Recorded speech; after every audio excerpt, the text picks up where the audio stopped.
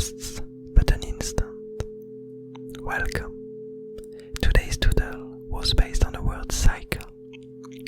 And for this peculiar one, we are coming back to this bubbly creature which tends to create and to generate these dream worlds that seem to be so attractive to the new baby of the slug creature. So last time we saw them, we had this sleeping balloon and its dream world that were somehow captivating the attention of the slug creature and its newborn baby. And so now let's read the first pathway that I used, and that led me back to these characters, which was the spreading curse, which states that changes proliferate from entities to environments. And the reason why it brought me back to these characters is this idea that as this dream world, as this dream place changes, on top of the head of this bubble creature, we have different characters from the Abyss Garden that end up entering it and that end up somehow living within this evasive dream world from just a few instants. And we had this theory that as some of these characters just came from one dream to another, that somehow they might end up in this place. And so it's quite interesting, this idea that as they might enter this peculiar dream world, we have them somehow changing how this dream world looks. And so we saw in the last few times how from scene to scene the dream world tended to evolve. Some new environment tended to emerge, some new structures tended to appear. Some trees were decaying while others were spreading. And we had this idea of an ever-changing environment living on top of this bubbly creature's head. But let's read the second pathway that led me to the peculiar events that will occur here. And this second pathway was the spreading thought, which states that no idea can stop its propagation. And so what it brought me to is this notion that no matter how elusive and no matter how unreal any event is, no matter how secretive any event is, it will always have an impact on its surroundings.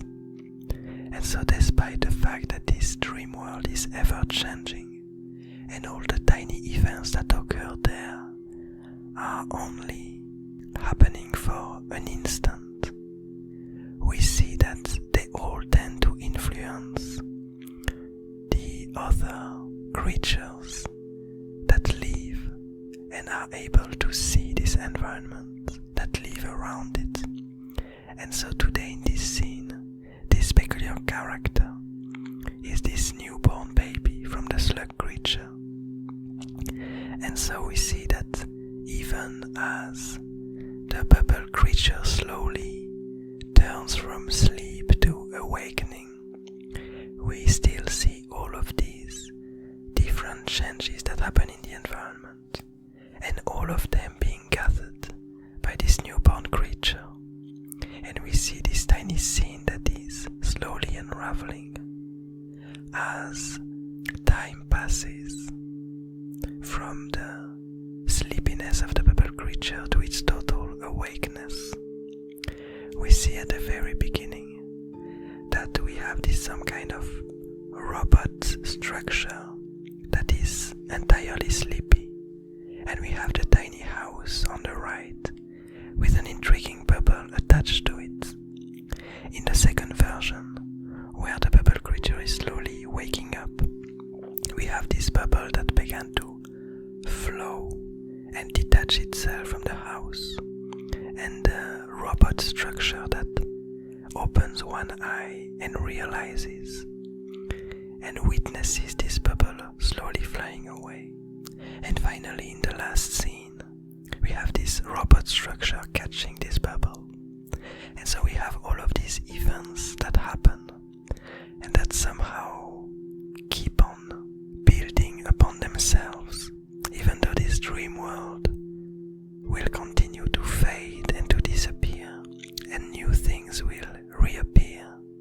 It seems like nothing can stop its propagation, not even the sleepiness of this bubble creature can stop all of these mechanisms and the interactions that happen within himself.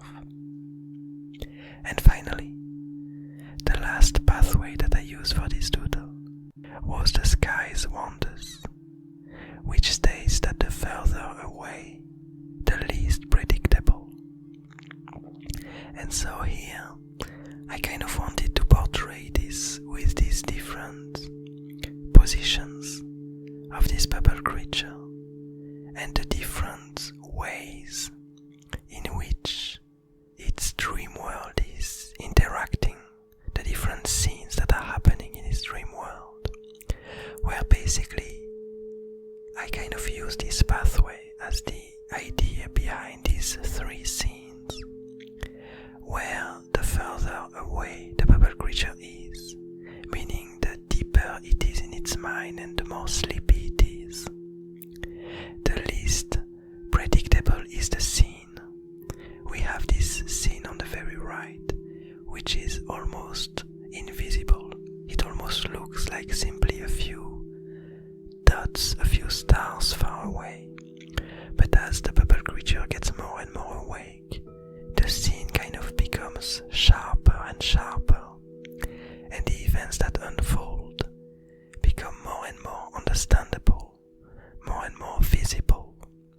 And so we have this whole notion that not only the more sleepy the bubble creature is, and the less understandable, the less predictable its dream world becomes, but we also have this interesting notion that here, the furthest away is the most far away in the past.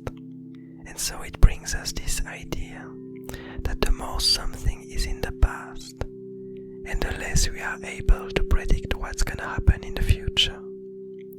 From each scene, we have a really hard time to know what's gonna happen next. If you look from the very first scene, you wouldn't know that there was a bubble at the right that would end up getting caught by this robot structure. You might not even be able to perceive the robot structure. But as time passes, and as the bubble creature awakens, we have all of these elements that come together and come closer to each other. And so we have this scene, and it brings us somehow a few information as to what's gonna happen next.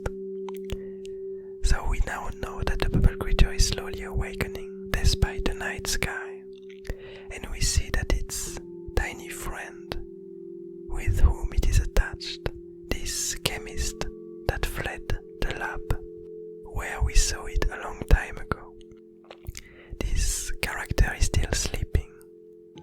And what we also see is that the newborn from the slug creature keeps on looking at his dream world and on being mesmerized by it. And so we can imagine that it might be this creature that is observing his dream world that slowly made the bubble creature wake up, as if the eyes that look at its dream world somehow makes it more aware of himself, and as if it would somehow be able to feel and to perceive other creatures looking at its dream world, which here made him wake up and will make him realize that there are some visitors getting curious about this new world and these ever-changing dreams that occur on top of its head. But anyway, I hope you enjoy this doodle. I hope you enjoy this peculiar way of presenting a scene with different versions of it passing through time.